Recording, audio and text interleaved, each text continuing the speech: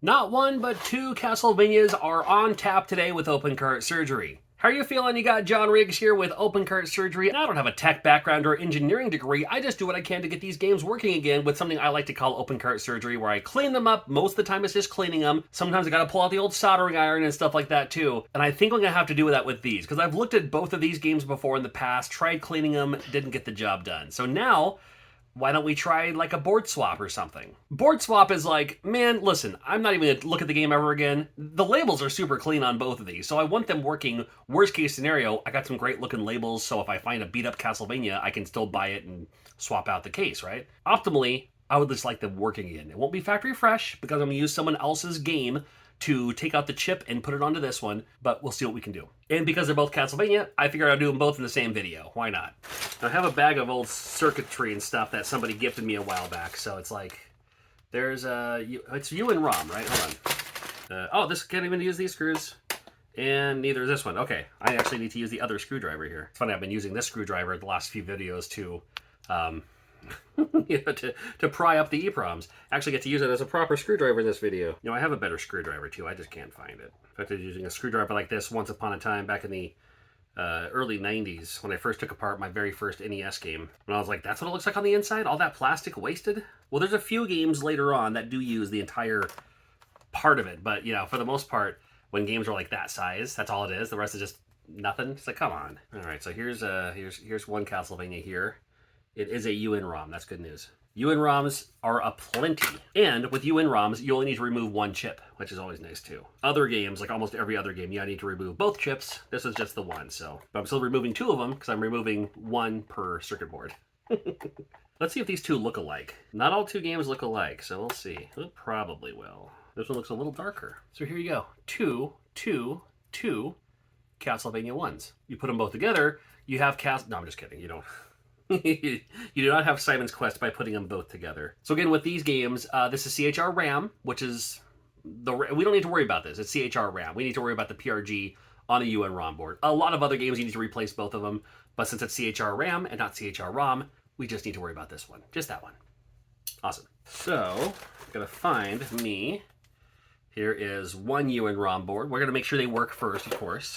CN ROM. CN ROMs look alike, but it's not. A CN ROM, you would need to replace both chips, but you can't use a CN ROM on a UN ROM. Here's an AM ROM. This one might actually work, because as you can see, they're clearly different, yet they're both UN ROM boards, so they should still work, even though this one, yeah, the chip's facing upward. That's fine, as long as it works. And it should work. Well, let's see if it actually works in the Nintendo here. So you can pop it in just like this, just to test it out, but we have... Okay, Top Gun. This is a UN ROM, and I am happy to replace Top Gun with Castlevania. Very good. Okay, it's a little snug fit there. I am going to clean up these things before I do it completely. Okay, and then Jack Nichol's, this one is a UN ROM board. So we got two UN ROMs, which means we can have maybe two Castlevanias. We'll find out. That would fit almost too snug. While they're out, I am going to clean them up later. I'll clean them up here in a little bit, not right now. The first thing I want to do is remove just this from both of the Castlevania games. And again, it won't be a factory fresh board, so if I do trade it, sell it, which I totally will later, I'll have to let them know. And that's just my own obligation to say, just so you know. But I have this. This is a desoldering gun. I just need to unsolder the pins from these. Any desoldering gun will work. This one is the FR 301 from Hako. And I love it. But any other means is fine, so long as it works. And everything I use, I have linked in my Amazon store as well. Just like to give it a little wiggle and then give it a little suck. Right, that should do it. And I need to take out the game, and I don't want to remove anything else, don't need to, but I want to be as careful as this as I can, because I need to use this to put in the other board, and hopefully that'll get it working again. You know, assuming it's not just cleaning it. We tried cleaning it. That didn't do a good job. And Castlevania's, unfortunately, that came out greatly. I love that. Yeah, I do not need this board anymore, so I'll just toss it over here. For some reason, Castlevania 1 is notorious, I've noticed, for faltering and failing. Put that somewhere safe. I need to use that later. All right, next up, Castlevania 1. Again. That one didn't look like it went. Hold on. Let's have a look. Nice. I know I don't know where my tool is too. My little EEPROM remover. It was so nice. Oh, this one worked out great. Thought I was going to have an issue, but it did not. Perfect. Okay.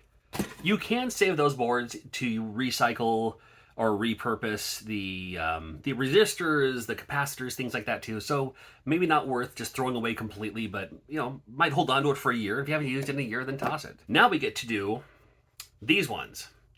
These boards, if you can find a UN ROM that looks like this, it's the best board for board swaps because the solder points are so much that it creates a clean unsoldering job almost every time. This should come off like nothing, just like that. Don't need this. Gonna toss it way over there. So I'm gonna step on it at midnight, and then this is going to be Castlevania soon. I hope it works. Where's the other? Oh, it's right here. And this is the other UN ROM board. This was Top Gun. And again, while the boards are out and everything, I want to clean them up too, just because they look kind of a little grungy. So while I'm here, oh, this one doesn't want to come out. Hold on.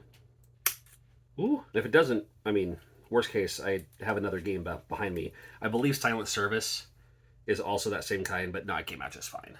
I was a little scared there, and sometimes, because now you can reach the top parts where you couldn't before, there's a few spots that I want to touch up. Sometimes I just kind of look at it at an angle like this. I can see parts where the solder is still like available. And you want to make sure the holes are super clean. I usually hold it up to a light so I can see it kind of coming through.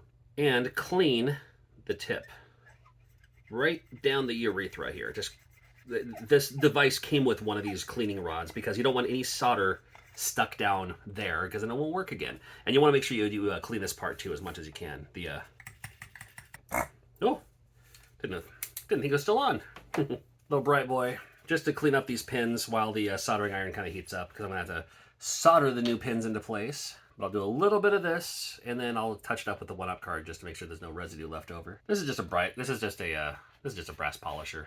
I figure it's been a while since these have been cleaned or anything. So one thing I didn't consider until just now is that UN ROMs have mirroring. I just now saw that. I was like, oh yeah, that. What that is, it's how it generates the levels, if that makes sense.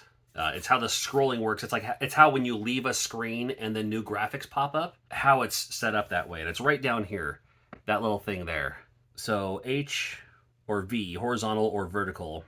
Like right now, the H is soldered, so it's a vertical based game, which I know is kind of confusing. It should be the other way around, but still. And Castlevania, and both of these, let's see, that's horizontal, let's see, vertical. So Castlevania, the dab is on H, which means it's a vertical game. This one, the dab is on H, so this one's fine. This one, the dab is on V. So I need to remove this solder and put solder where the H is. I'm gonna have to do that. I'll do that right now. It's a good thing I remembered. Now, I would have popped it in and it would have worked. It just would have looked kind of weird. But this will be a quick, easy job to do. So just kind of right over the V. And then I'll put solder dab right over the H. And you'll see that when we take the camera down, which we will do right now. Still do a little bit of, make sure they're nice and shiny, presentable. Want to feel good going into that system here. You figure while we're here, may as well do this now so we don't have to do it later.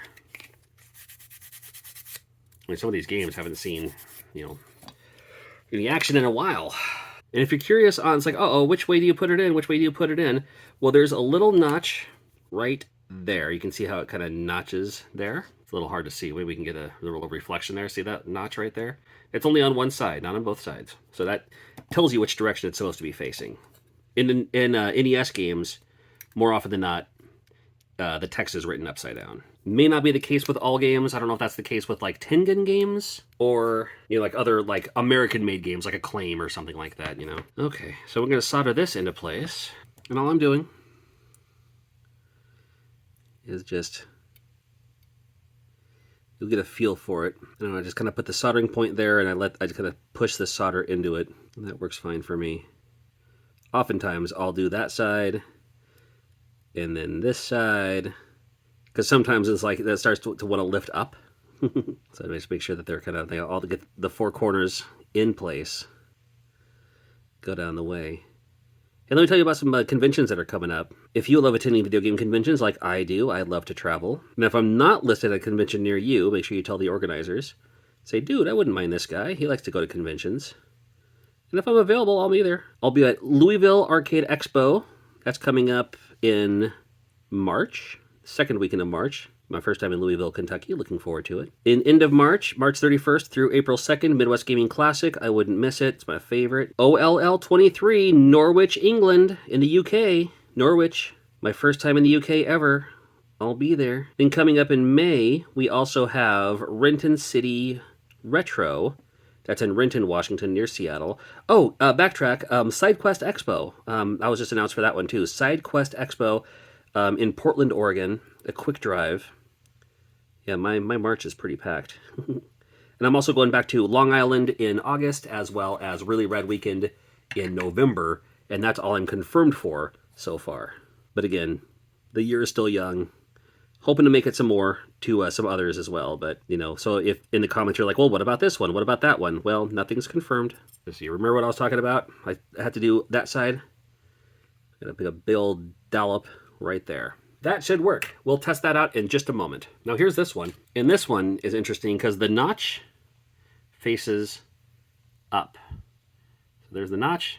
Notch faces up. There's no sign on this one. I just know because I've done it before. And that slides in smoothly. And then these ones are super easy to solder too. I believe Silent Service, even though Silent Service gets a bad rep for being like, oh no, not Silent Service. I like Silent Service, but it's also one of the easier. I believe Silent Service is set up like this. So I always think about food at conventions. I've never been to Kentucky, so I was looking forward to the food. Long Island, when Long Island Retro Gaming Expo asked me to come back, the first thing I thought of was the New York style pizza, the bagels. I can't have bagels anywhere else outside of New Jersey now and New York.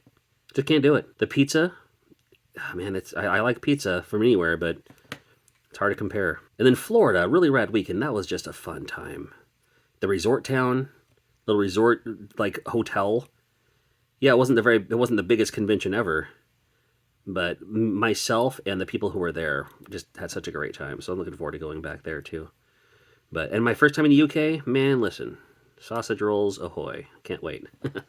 All right, and again, this one is already set because the place is already on the right spot. It's the H, which means it's V, which I know is kind of backwards, but you know. All right, let's test them out. So here's hoping you can just put it right in here. And we have two of them. So if I get 1 out of 2 working, that's a success for me. But if I get both working, that's even better. This one, no, hate to say it, might just be the ROM. Because again, the ROMs for Castlevania are notorious for going bad. And this one, you remember the game was working and now it's not. Well, all right, let's call it a fail. Please. No. All right, so both Castlevanias just didn't want to work for us today, but at least we gave it our best. At least we tried. I do have 2 great-looking shells for Castlevania, so when I find a beat-up Castlevania, I can always replace those. Now, you look back at greener pastures when I had better success with fixing some of these games, and we'll see you again awesomely soon.